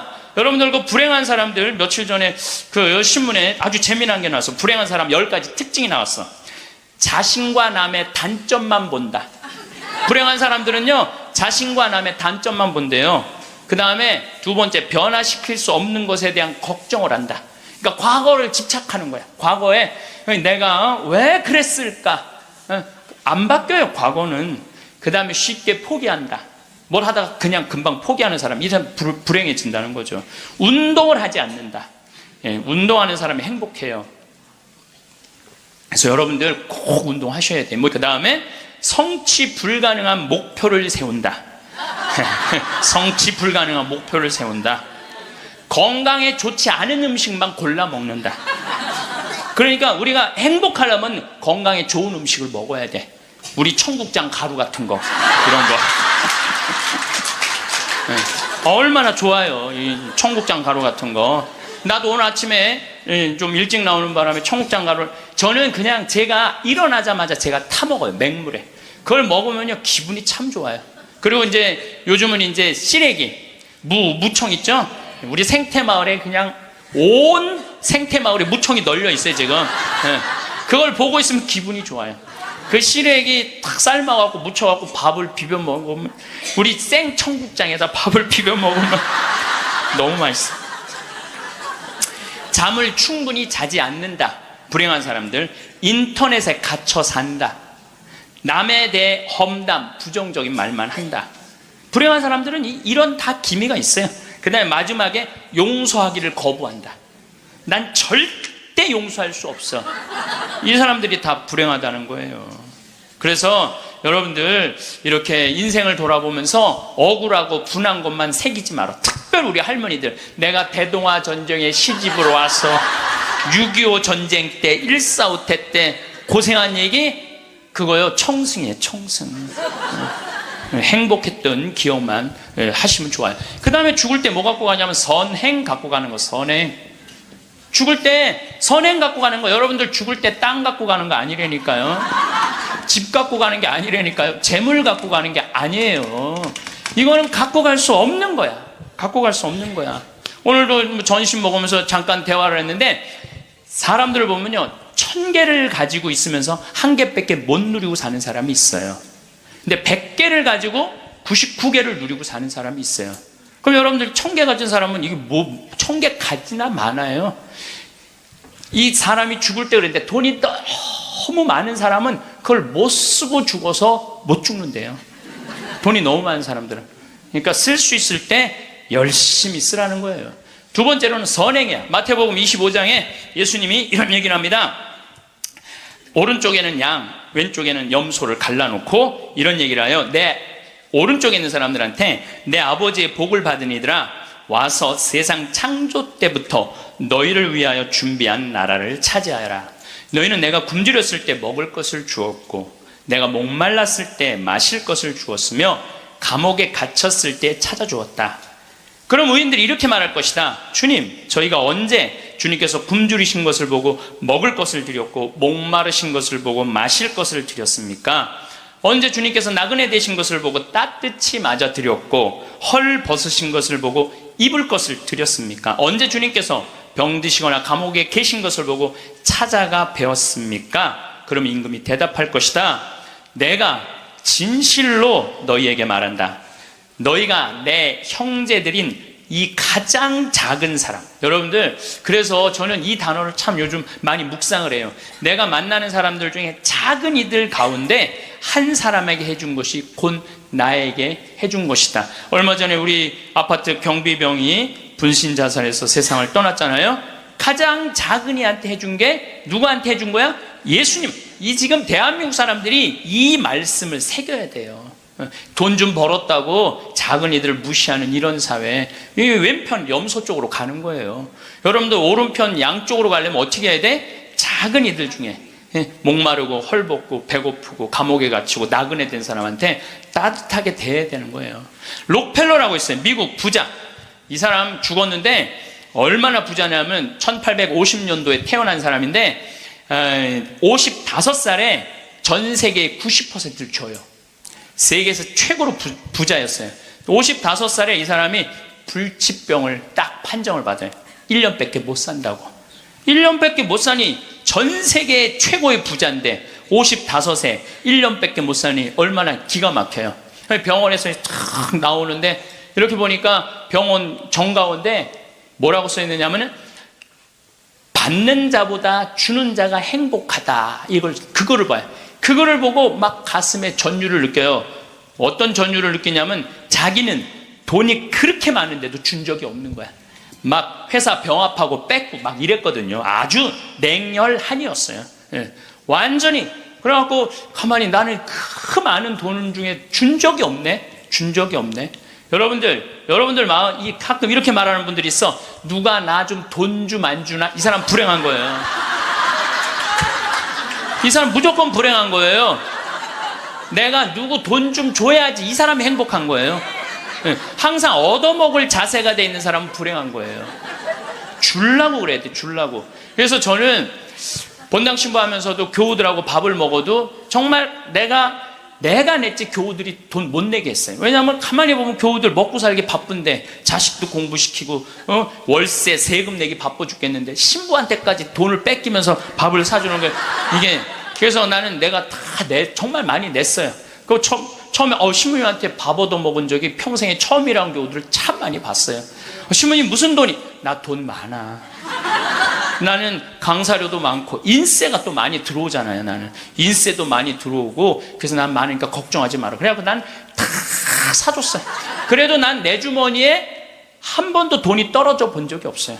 이게 언제 들어오냐면 내 영명 축일 때 다 들어온다니까요. 내 영명 축일 때. 네. 그리고 예수님이 뭐라고 그러냐면 5,000명 빵 먹일 때 너희들이 줘라. 그러니까 제자들이 이 많은 사람들 어떻게 우리가 주냐 그러니까 예수님이 이런 말을 해요. 너희가 거저 받았으니 거저 주어라. 참 이 말이 전 좋아요. 우리가 나누지 못하기 때문에 인생이 괴로운 거죠.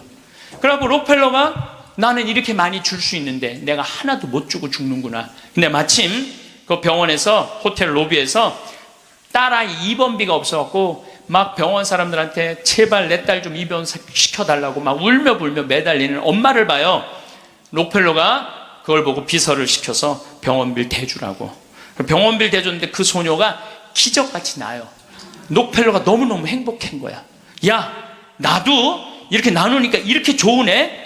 내가 남은 1년 동안 나눠야 되겠다. 그래서 막 시카고 대학도 세우고 병원 한 2,000개 세우고 도서관도 세우고 고아원도 세우고 그 남은 시간 동안 돈이 많으니까 엄청나게 나누기 시작을 했어요. 근데 그렇게 나누다 보니까 록펠러가 이 55세 죽는 데는 록펠러가 98까지 나누다 죽었습니다. 98까지 나누다 죽었어요. 그러면서 죽으면서 록펠러가 이런 얘기를 해요. 어떤 얘기를 하느냐면 내가 쥐려고 그랬던 55년은 쫓기고 살았다는 거예요. 인생을.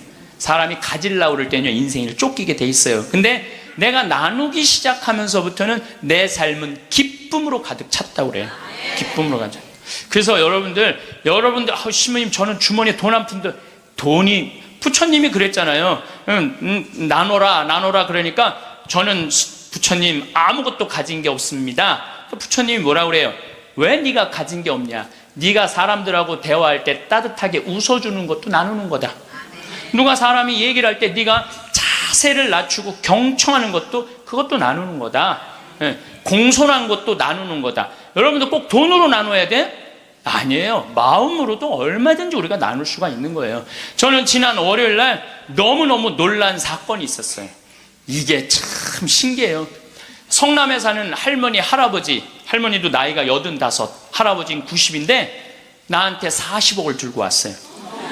그래갖고 교구청에서 아주 서류를 다 해놨어. 법무사까지 다 와서 그래서 어저께 그러니까 월요일 날 40억을 기증을 받았어요. 할머니가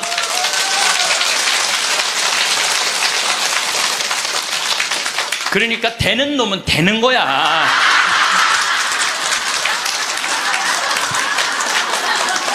그래서 할머니한테 물어봤어요. 이 많은 돈을 왜 나한테 기증을 하느냐? 그랬더니 신부님 제가 강의를 듣는데 신부님이 잠비아에 농업대학을 세우고 싶다고 그런 게 있는데 농업대학을 세우는 건 또 내가 잠비아 농장 꾸미는 거하고는 또 다르잖아요.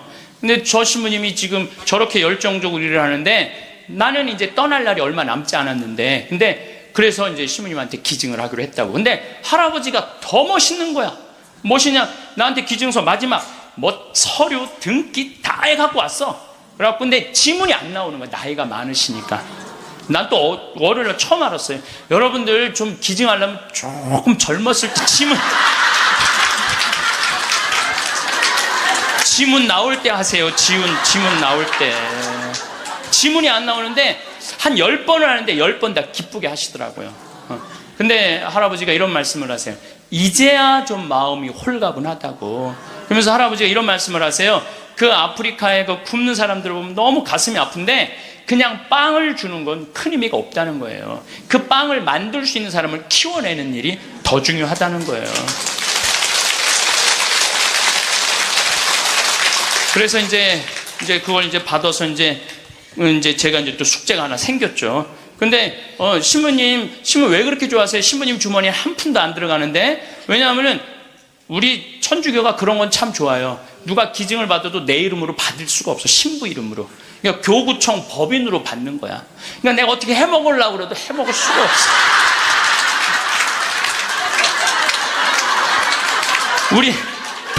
우리 주교님 도장을 훔쳐야지 해먹을 수 있는. 주교님 도장을 훔쳐야지. 근데 그 할아버지가 더 기가 막힌 말씀을 하셨어요. 어떤 말씀을 하셨느냐면은, 신부님, 아들한테 물어봤대요. 내가 이거를 40억을 신부님한테 기증하기로 했다. 그랬더니 아들이, 아버지 기증하세요. 나 넓은 집이 있고 직장이 있는데 그거 돈 많으면 머리 아파요. 그 아들도 기가 막히죠. 아니 뭐 법적으로 뭐 소송도 한다는데. 그래서 여러분들, 제가 말씀드리는 거는 우리가 죽을 때 갖고 가는 게 땅이 아니라니까요. 집이 아니고 재물이 아니에요. 뭐냐면 선행이야, 선행. 내가 뭔가 베풀 수 있는 선행이 있어야 돼요. 그래서 여러분들도 내가 돈이 없다라면 마음으로라도 나눌 줄 알아야 돼. 마음으로라도. 예. 그리고 죽을 때 갖고 가는 건 결정적인 건 믿음이야, 믿음. 믿음이 없는 사람은요, 노잣돈 없이 떠나는 거예요. 믿음이 없는 사람은 노잣돈이 없이 떠나는 거. 죽을 때 빈 털터리로 떠나는 거. 빈 털터리로. 근데 내가 주님께서 날 기다리고 계셔. 주님께서 날 맞아주실 거야. 이 믿음 있는 사람은요, 여행 떠날 만해요. 근데 딱 저승에 들어섰는데 아무도 날 데려가는 사람, 깜깜한 어둠만 날 기다리고 있는 사람은 너무너무 힘든 거죠. 제가 한 10년 전에 우리 후배 신부들을 데리고 제주도에 스킨스쿠버를 데리고 갔어요. 바다에 들어가는 거. 근데 뭐 한 6, 7명 신부들하고, 지구 신부들하고 갔는데, 문섬, 새끼섬, 서귀포 쪽에, 거기가 참 아름다워요. 근데 이제 그 신부들은 초보니까 강습을 받고, 나는 좀 할 줄 아니까 새끼섬에 바다에 이렇게 들어가서 이제 혼자 절대 가면 안 되는데, 그래도 이제 혼자 이렇게 좀 옆에 이제 강습하는 거 보고 혼자 이렇게 돌았어요. 근데 그 신부 중에 하나가 물 공포증 있는 신부가 있어요. 너는 여기서 낚시만 해. 그래갖고 이제 그 신부는 위에서 낚시를 하고 있는데, 나는 이제 바다에 들어, 물고기가 얼마나 많은지 몰라요. 돌돔, 하여튼 물고기가 얼굴을 치고 지나갈 정도로 물고기가 많아요. 바다에 들어가 보면은. 그래갖고 이제 한 바퀴 한 30분 이제 다이빙을 하고 나와서 그 후배 신부한테 물어봤어요. 물고기 좀 잡았어? 이 신부가 한다는 얘기가, 신부님 한 마리도 없나 봐요. 30분 동안 한 마리도 못 잡았어요. 그러는 거예요. 그 많은 물고기를 두고 그 위에서 낚시하는 사람은 한 마리도 없는 줄 알고 그냥 계속 한 마리도 없다고 투정을 부리더라고요. 신앙생활도 똑같아요. 신앙생활도 내가 하느님을 믿고 하느님 안으로 빠져들면은요, 그 안에는 온 세상이 하느님의 섭리야. 하느님의 손길이고 하느님의 사랑이야. 근데 많은 사람들은 그 물속에 뛰어들지 않아요. 뛰어들지 않고 바깥에서 있는 거야, 없는 거야. 하느님 계신 거야, 안 계신 거야. 이러고 있으니까 잡아요, 못 잡아요? 못 잡아요. 여러분도 오늘도 야 명동에 오늘 그 신부님 강의 간대자, 가자. 데리고 올라오래. 아유 뭘 가, 니네나 가. 난 나중에 기회 되면 갈게. 그 사람은요 못 잡는 거예요. 물고기를 못 잡는 거예요. 얼마나 하느님 안에 들어가면은 신앙의 보물이 얼마나 많은데. 또 우리 보자 신부님이 그런 얘기를 해요. 보자 신부님이 자기 낚시를 참 좋아해요. 우리 보자 신부님이. 근데 신부님 강론 때 그러더라고요. 보면은 아무리 물고기가 안 나와도 한 자리에서 4시간, 5시간 앉아있으면 결국은 나올 때 되면 밑밥을 뿌리면은 나올 때 되면 엄청나게 나온다는 거예요.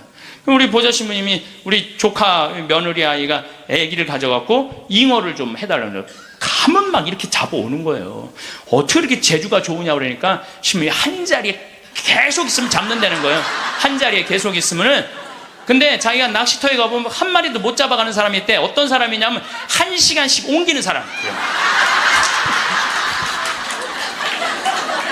이 사람은 하나도 못 잡고 가는 거야. 하나도 못 잡고. 그래서 신앙도 꾸준한 사람이, 변함이 없는 사람이 엄청난 보화를 끌어올릴 수 있는 거예요. 그래서 우리 죽을 때는 추억, 선행, 믿음 갖고 가는 거예요. 집 갖고 가는 게 아니라니까요. 어쨌든 내가 지난 2월 달에 이제 성주순례 이제 가서 이제 갈릴레아 호수를 도는데, 그 갈릴레아에서 3일을 머물었어요. 갈릴레아가 신앙의 유산이 너무 많아요. 5,000명 먹이신 빵의 기적도 갈릴레아 호수에서 했지. 산상 설교도 갈릴레아에서 했지. 풍랑 걸은데도 저 갈릴레야지, 제자들하고 예수님하고 만난데도 갈릴레야지, 얼마나 많아요. 그러니까 거긴 3일을 머물렀죠. 3일을 머무르고 이제 저녁에 이제 모여갖고 80명 순례자들한테 오늘 느낀 신앙의 감동을 나눔 얘기를 하자고 그랬어요. 근데 참 우리 천주교 신자들은 이상하죠. 말 그렇게 잘하다가도 말씀 나누게 하자 그러면 입을 다물어. 말씀 나누게 하자 그러면. 내가 아는 뭐 몇몇 연예인도 있으면 연예인들을 만나고 얘기를 하면 신앙이 너무너무 좋아요.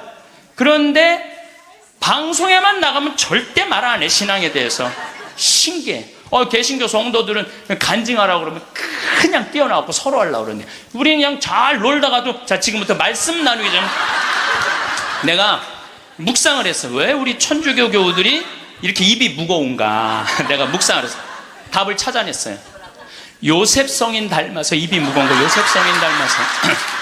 요셉 성인이 참 입이 무거워요, 보면은. 아니, 장가를 가려고 딱 했는데, 마리아가 애를 배 갖고 온 거야. 기가 막히잖아요. 나는 손도 잡은 적이 없는데, 그럼 일반 사람이면 뭐라 그럴 거야? 친구들한테, 야, 얘기 좀 하자. 야, 난 너무 고민이 있어. 아니, 마리아가 결혼도 하기 전에 애를 배웠네. 이거 어떻게 하면 좋지? 분명히 이렇게 얘기했을 거예요. 근데 요셉 성인은, 아무한테도 말하지 않고 혼자 파혼하기로 혼자만 마음속으로 생각을 해. 우리 천주교 교우들하고 똑같은 거예요. 12살 때 예수님 3일 동안 잃었다가 3일 만에 찾았어. 3일 동안 근데 나는 요셉 성인도 참 대단해요. 내 애도 아니고. 그렇잖아요. 내 애도 아니고 마누라도 내 마누라도 아니야. 사실은 그렇잖아요.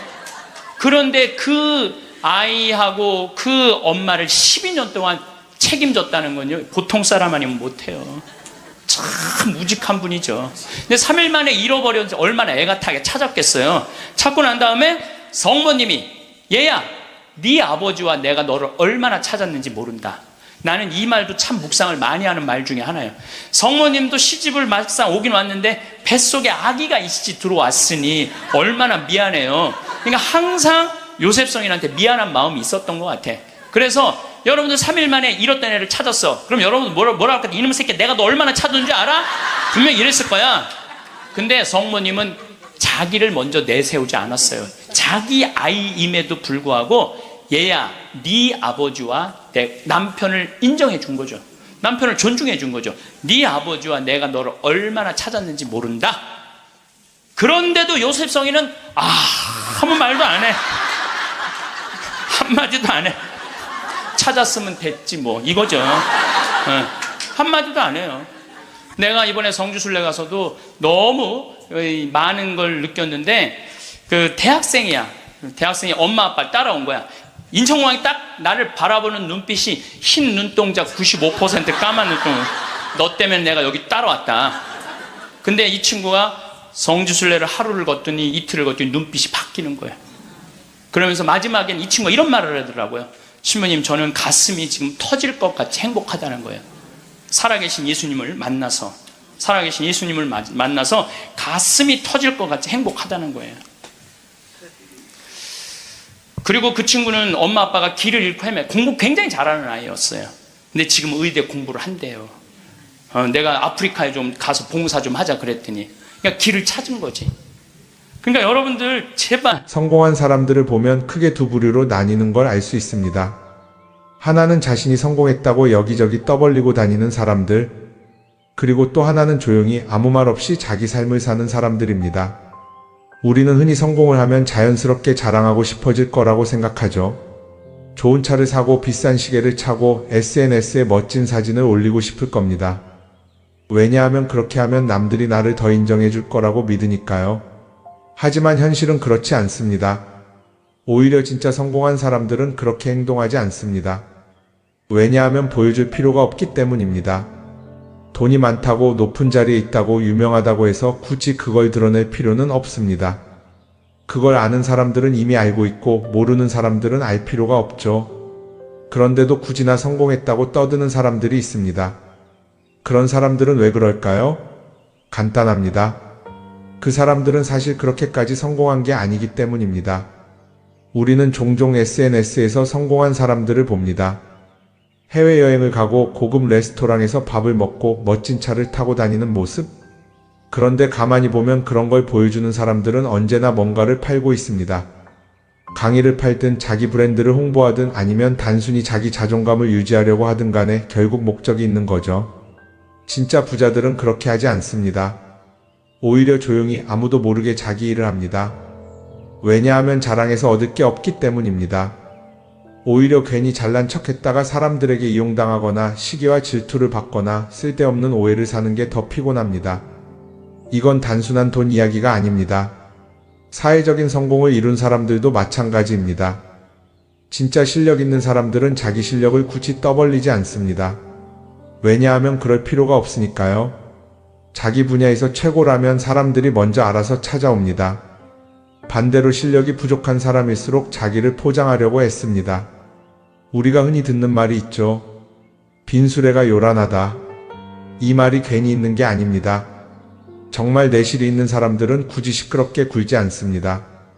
반대로 겉만 번지르르한 사람들은 자기가 얼마나 대단한지 떠들고 다닙니다. 이걸 좀 더 현실적인 예로 들어볼까요? 동창회에 나가면 꼭 이런 사람이 있습니다. 옛날에는 별거 아니었는데 갑자기 잘 됐다고 나타나서 자기가 얼마나 성공했는지 자랑하는 사람. 처음에는 다들 와 대단하다 하고 들어주지만 시간이 지나면 어떨까요? 대부분 속으로 이렇게 생각할 겁니다. 저 사람 뭐 저렇게까지 티를 내? 결국 그런 사람은 점점 멀어지게 됩니다. 반면에 정말 성공한 사람들은 조용합니다. 굳이 자기가 어떻게 살고 있는지 설명하지 않죠. 그런 사람들은 오히려 주변에서 먼저 알아보고 자연스럽게 존경을 받습니다. 그게 진짜 성공입니다. 그럼 우리는 어떻게 해야 할까요? 내가 뭔가를 이루었을 때 굳이 남들에게 알릴 필요가 있을까요? 물론 가까운 사람들에게 좋은 소식을 전하는 건 좋습니다. 하지만 굳이 모든 사람들에게 나 이렇게 잘 살고 있어요 하고 알릴 필요는 없습니다. 그런 행동은 결국 나에게 득이 되지 않습니다. 성공이라는 건 원래 조용한 겁니다. 내가 잘 되고 있으면 주변 사람들이 자연스럽게 알게 됩니다. 굳이 내가 말하지 않아도 내 행동과 태도에서 묻어나오게 되어 있습니다. 그러니 굳이 보여주려고 애쓰지 마세요. 오히려 그게 더 진짜 성공한 사람의 태도입니다. 사람은 사회적 동물이라고 하잖아요. 혼자 살아갈 수 없고 결국 사람과의 관계 속에서 기쁨도 얻고 때로는 상처도 받습니다. 그런데 한 가지 생각해 볼 게 있어요. 우리가 정말 인간관계가 필요해서 맺고 있는 걸까요? 아니면 그냥 그래야 한다고 배워서 어쩔 수 없이 유지하고 있는 걸까요? 어릴 땐 친구 많으면 좋다고 하죠. 사회생활에서도 인맥이 중요하다는 말을 많이 합니다. 그런데 정작 주변을 보면요. 인간관계가 넓은 사람일수록 스트레스를 더 많이 받아요. 전화벨이 울릴 때마다 이번엔 또 무슨 부탁일까 싶고 단체 채팅방에서 메시지가 올 때마다 이걸 또 어떻게 대답해야 하나 고민하죠. 관계가 많아질수록 책임과 피로도 함께 늘어나는 겁니다. 어떤 사람들은 인간관계를 줄이면 외롭지 않겠냐고 해요. 그런데 가만히 생각해보면 진짜 외로움을 느끼는 순간이 언제인지 아세요? 오히려 불필요한 인간관계 속에 있을 때입니다. 같이 밥을 먹고 얘기를 나누는데도 뭔가 허전하고 대화가 컥 돌고 속마음을 나누지도 못할 때, 그럴 때 우리가 더 외롭다고 느끼죠. 그렇다고 당장 인간관계를 다 끊어버릴 순 없겠죠. 하지만 적어도 내가 정말 소중하게 여겨야 할 관계와 그냥 관성적으로 유지하는 관계는 구분할 필요가 있습니다. 예를 들어 매번 나한테 부탁만 하고 정작 내가 어려울 땐 연락 한 번 없는 사람. 내가 실수하면 뒷담화를 하면서 내 앞에서는 웃는 사람. 이런 관계를 굳이 계속 이어갈 이유가 있을까요? 가끔은 이런 경험도 있을 거예요. 우연히 어떤 사람과 친해졌는데 만난 지 얼마 되지도 않았는데 너무 많은 걸 털어놓는 사람들 있죠. 자기 속사정부터 가족 문제, 직장 고민까지 쏟아내는 사람들. 이런 경우 두 가지의 가능성이 큽니다. 하나는 그냥 감정적으로 의존할 사람이 필요해서일 수도 있고 또 하나는 내가 믿을 만한 사람인지 떠보는 걸 수도 있어요. 어떤 경우든 이런 관계는 오래가기 어렵습니다. 사실 친밀함이라는 건 시간이 필요한 법이에요. 적당한 거리를 두고 천천히 서로를 알아가야 하는데 초반부터 급격하게 가까워진 관계는 쉽게 무너지는 경우가 많습니다. 처음엔 친하다고 생각했는데 어느 순간 사소한 일로 틀어지고 결국 남보다 못한 사이가 되는 거죠. 그러면 인간관계를 어떻게 해야 할까요? 답은 간단합니다. 억지로 맺지 말고 굳이 유지하려고도 하지 않는 거예요. 내가 편한 관계라면 자연스럽게 이어질 것이고 그렇지 않다면 서서히 멀어질 겁니다. 그리고 그걸 억지로 붙잡지 않아도 괜찮습니다. 관계를 유지하는데 에너지를 쓰기보다는 정말 소중한 관계에 집중하는 게 더 낫지 않을까요? 어떤 사람은 내가 인간관계를 줄이면 나중에 나 혼자 남는 거 아니냐 걱정하기도 해요. 그런데 생각해보면요, 진짜 나를 위하는 사람은 많지 않아요. 인간관계를 줄인다고 해서 완전히 혼자가 되는 게 아닙니다. 오히려 불필요한 관계를 정리하고 나면 남아있는 관계들이 더 단단해지고 가치 있게 느껴질 겁니다. 예전엔 인맥이 자산이라는 말을 많이 했어요. 그런데 요즘은 꼭 그렇지도 않죠. 오히려 불필요한 인간관계가 많으면 그게 짐이 될 수도 있어요. 적당한 거리, 적당한 선. 이걸 잘 지키는 게 결국엔 가장 편한 인간관계를 유지하는 방법 아닐까요? 한번 곰곰이 생각해 보세요. 지금 내 주변에 있는 사람들 중에서 내가 정말 편하게 만날 수 있는 사람이 몇 명이나 되는지, 내가 억지로 맞춰주고 있는 관계는 없는지. 관계를 줄이면요, 외로워지는 게 아니라 오히려 더 자유로워집니다. 그리고 자유로워진 만큼 내 인생에서 정말 중요한 것에 집중할 수 있게 됩니다. 인간관계 너무 많은 걸 신경 쓰다 보면 정작 중요한 걸 놓칠 수 있어요. 그러니까 이제는 한 번쯤 정리해보는 것도 나쁘지 않을 겁니다. 사람들이 돈을 많이 벌고 싶어 하는 이유가 뭘까요? 단순히 돈이 많으면 좋으니까? 물론 그것도 있겠지만 사실 돈을 원하는 진짜 이유는 더 나은 삶을 살기 위해서겠죠. 그런데 문제는 돈을 많이 번다고 해서 반드시 삶이 나아지는 건 아니라는 겁니다. 오히려 더 많이 벌수록 더 많이 쓰게 되는 경우가 많아요. 가끔 이런 생각해 본 적 없으세요? 예전에는 돈이 지금보다 훨씬 적었는데 이상하게 그때가 더 여유로웠던 것 같다. 왜 그럴까요? 사실 우리가 원하는 건 돈 그 자체가 아니라 돈을 통해 얻을 수 있는 자유인데 돈을 벌면 벌수록 그 자유를 잃어버리는 경우가 많아요. 더 좋은 차, 더 좋은 집, 더 좋은 옷을 사면서 점점 더 많은 돈이 필요해지고 결국엔 돈을 벌기 위해 또다시 일해야 하는 악순환에 빠지게 되는 거죠. 한번 생각해 봅시다. 우리가 정말 필요해서 뭔가를 사는 경우가 얼마나 될까요? 필요해서라기보다는 남들이 가지고 있으니까, 없어 보이기 싫으니까, 혹은 그냥 기분 전환을 위해서 소비하는 경우가 훨씬 많아요. 그리고 그런 소비를 할 때마다 스스로 이렇게 합리화를 하죠. 이 정도는 나를 위한 투자야. 그런데 가만히 보면 그 소비가 진짜 나를 위한 소비인지 아니면 그냥 사회가 만든 기준에 끌려가고 있는 건지 헷갈릴 때가 많습니다. 예를 들어 예전에는 스마트폰 하나면 충분했는데 이제는 스마트워치도 있어야 하고 무선 이어폰도 필요하고 태블릿도 있어야 할 것 같고 하나를 사면 또 다른 무언가가 필요해지는 시기예요. 사실 이건 우리가 그렇게 만들어진 겁니다. 광고도 그렇고 SNS도 그렇고 자꾸 우리에게 이렇게 말하죠. 이걸 사야 더 행복해질 수 있어요. 그런데 정작 그걸 사고 나면 어때요? 처음 며칠은 좋죠. 그런데 시간이 지나면 또 다른 걸 사고 싶어져요. 왜냐하면 물건이 우리를 오래 행복하게 만들어주지는 않거든요. 특히 요즘은 SNS가 이런 소비 심리를 더 부추기는 것 같아요. 예전에는 친구들끼리 만나서 나 새로 샀어 하고 자랑하는 게 전부였는데 이제는 SNS에 올리면서 전 세계 사람들에게 보여주잖아요. 그러다 보니까 남들도 다 뭔가를 사서 올리고 나도 따라해야 할 것 같은 기분이 드는 거예요. 그런데 중요한 건 그 사람들도 사실은 나와 똑같은 기분이라는 겁니다. 내가 남을 부러워하는 만큼 나도 누군가에게 부러움을 사려고 애쓰고 있는 거죠. 결국 끝없는 비교와 소비 속에서 진짜 중요한 걸 놓치게 되는 겁니다. 한번 이렇게 생각해보면 어떨까요? 만약 내가 지금부터 딱 1년 동안 불필요한 소비를 하지 않는다면 내 삶이 어떻게 변할까? 아마 처음에는 답답할 수도 있어요. 사고 싶었던 걸 참아야 하니까.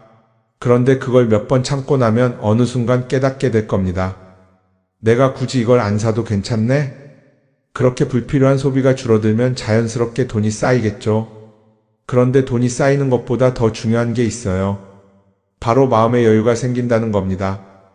돈을 쓰지 않는다고 해서 불행해지는 게 아니라 오히려 소비로부터 자유로워지면서 진짜 행복을 찾을 수 있어요. 물론 이걸 실천하는 게 쉽지는 않겠죠. 우리 주변에는 소비를 부추기는 것들이 너무 많으니까요. 하지만 적어도 이런 건 해볼 수 있습니다. 뭔가를 사고 싶을 때 한 번만 스스로에게 물어보는 거예요. 이게 정말 나한테 필요한 걸까? 아니면 그냥 순간적인 욕심일까? 만약 그 질문을 던졌을 때 5초 안에 당연히 필요하지 라는 답이 나오지 않는다면 사실 그건 없어도 되는 물건일 가능성이 큽니다. 정말 필요한 건 고민할 필요도 없이 바로 떠오르거든요. 그러니까 이제는 한 번쯤 생각해 봐야 할 것 같아요. 나는 지금 내가 원하는 삶을 살고 있는 걸까? 아니면 남들이 만든 기준에 맞추기 위해 내 시간을 팔고 있는 걸까? 소비를 줄인다는 건 단순히 돈을 아끼는 게 아닙니다. 그건 결국 내 삶의 선택권을 되찾는 일이거든요. 돈을 많이 버는 것도 중요하지만 더 중요한 건 그 돈을 어떻게 쓰느냐입니다. 그리고 때로는 아무것도 사지 않는 게 최고의 선택일 수도 있어요. 우리는 요즘 SNS 없이 사는 게 거의 불가능한 시대에 살고 있죠. 아침에 눈 뜨자마자 휴대폰을 확인하고 출근길에도 SNS를 보고 잠들기 전까지도 계속 들여다봅니다. 그러면서 남들이 어떻게 사는지 보고 나도 모르게 비교하게 되고 때로는 초조해지기도 하죠. SNS에 올라오는 사진들 한번 보세요. 맛집에서 멋진 음식을 먹고 해외여행을 다니고 좋은 옷을 입고 성공한 삶을 사는 사람들. 그런데 가만히 보면 이 사람들이 정말 행복해서 저런 사진을 올리는 걸까요? 아니면 그냥 행복해 보이고 싶은 걸까요? 실제로 SNS에 가장 많이 올라오는 사진이 뭔지 아세요?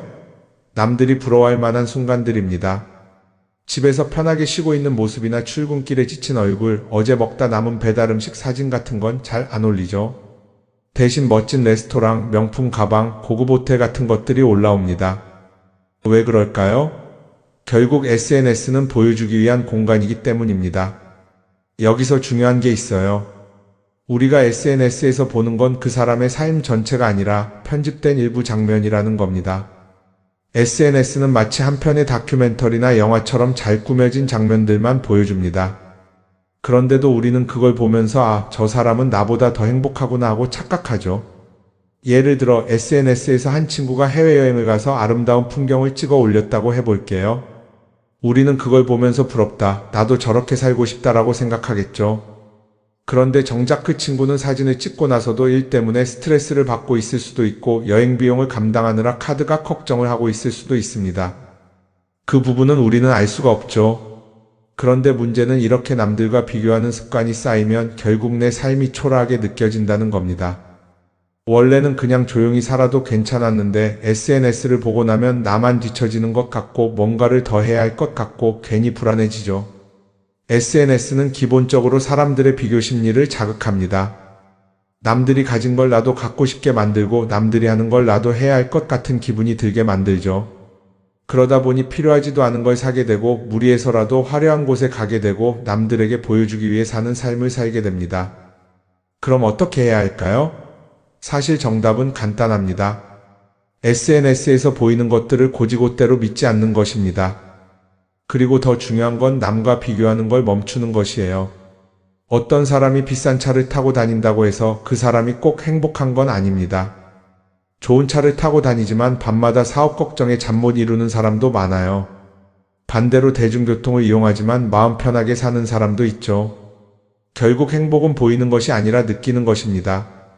SNS를 덜 보면 덜 불행해진다는 연구 결과도 있어요. 하루 종일 남의 삶을 보면서 비교하는 시간을 줄이면 내 삶에 집중할 수 있는 시간이 많아지는 겁니다. SNS를 완전히 끊을 필요는 없지만 최소한 그 안에 있는 것들이 전부 진짜라고 생각하지 않는 태도는 필요합니다. 우리는 누구나 자신만의 속도로 살아가고 있어요. 남들은 남들대로 사는 거고 나는 나대로 살면 됩니다. SNS에서 남들의 화려한 모습을 볼 때마다 한 번쯤 이렇게 생각해 보세요. 이건 그 사람이 보여주고 싶은 삶일 뿐이다.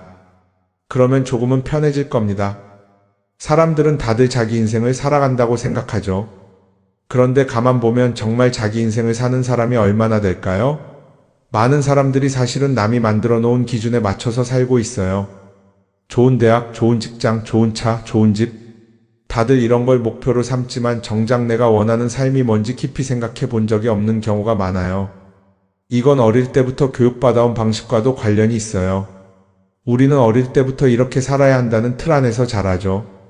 공부 열심히 해서 좋은 성적을 받아야 하고 좋은 직장을 가져야 하고 결혼도 적당한 때에 해야 하고 마치 인생이 정해진 수순이라도 있는 것처럼요. 그러다 보니 나 스스로 정말 원하는 걸 고민하기보다는 그냥 남들이 정해놓은 목표를 따라가게 돼요. 그런데 이렇게 남의 기준에 맞춰서 살다 보면 어느 순간 공허함을 느끼게 됩니다. 이게 정말 내가 원했던 삶인가? 하는 의문이 들 때가 오죠. 어릴 땐 성적이 목표였고, 사회에 나와서는 연봉이 목표였고, 결혼하고 나서는 아이 교육이 목표였는데 그 목표를 이루고 나면 허무한 거예요.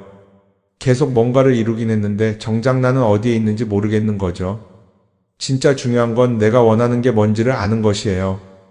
그런데 이게 쉽지 않죠. 오랫동안 남의 기준대로 살아왔기 때문에 막상 내가 정말 원하는 게 뭐지?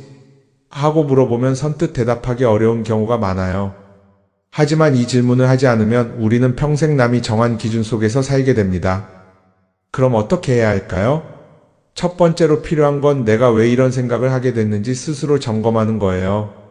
예를 들어 내가 비싼 차를 사고 싶다고 생각한다면 그게 정말 내 필요 때문인지 아니면 남들에게 잘 보이기 위해서인지 한번 따져봐야 해요. 만약 남들이 나를 어떻게 볼까 하는 게 더 중요하다면 그건 내 기준이 아니라 사회가 만들어 놓은 기준일 가능성이 큽니다. 두 번째는 다른 사람의 의견에 휘둘리지 않는 연습을 하는 거예요.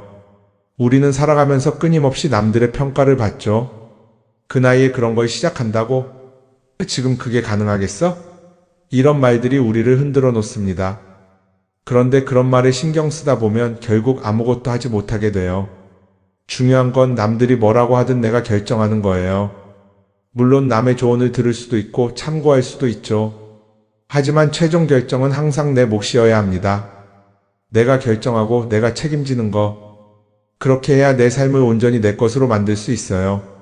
세 번째는 내가 한 선택에 책임지는 자세를 가지는 거예요. 많은 사람들이 무언가를 선택하고 나서도 후회하죠. 괜히 이걸 했나? 이 선택이 잘못된 건 아닐까? 그런데 한 가지 확실한 건 후회한다고 해서 과거가 바뀌지는 않는다는 거예요. 내가 한 선택이라면 그 선택이 틀렸다고 해도 받아들이고 그 안에서 최선을 다하는 게 더 중요해요. 이렇게 말하면 그럼 실수하면 어떡하죠? 라고 걱정하는 분들도 있을 거예요. 하지만 생각해보면 우리가 실수를 두려워하는 이유도 결국 남의 시선 때문이에요. 내가 실패하면 남들이 날 어떻게 볼까? 이런 걱정이 더 크죠. 그런데 남들은 생각보다 우리한테 관심이 없어요. 우리가 성공하든 실패하든 남들은 자기 삶을 사느라 바빠요. 그러니까 내 인생의 주인은 결국 나 자신이라는 걸 명확히 할 필요가 있어요. 내 선택을 하고 그 선택에 책임지면서 남이 아니라 나에게 맞는 길을 찾는 것. 그게 진짜로 내 삶을 살아가는 방법이 아닐까요? 어쩌면 우리는 너무 오랫동안 이렇게 살아야 한다는 틀 속에 갇혀 있었는지도 모릅니다. 하지만 이제는 한 번쯤 생각해 봐야 합니다. 나는 진짜 내 삶을 살고 있는가? 그리고 만약 아니라면 지금부터라도 조금씩 바꿔보면 어떨까요?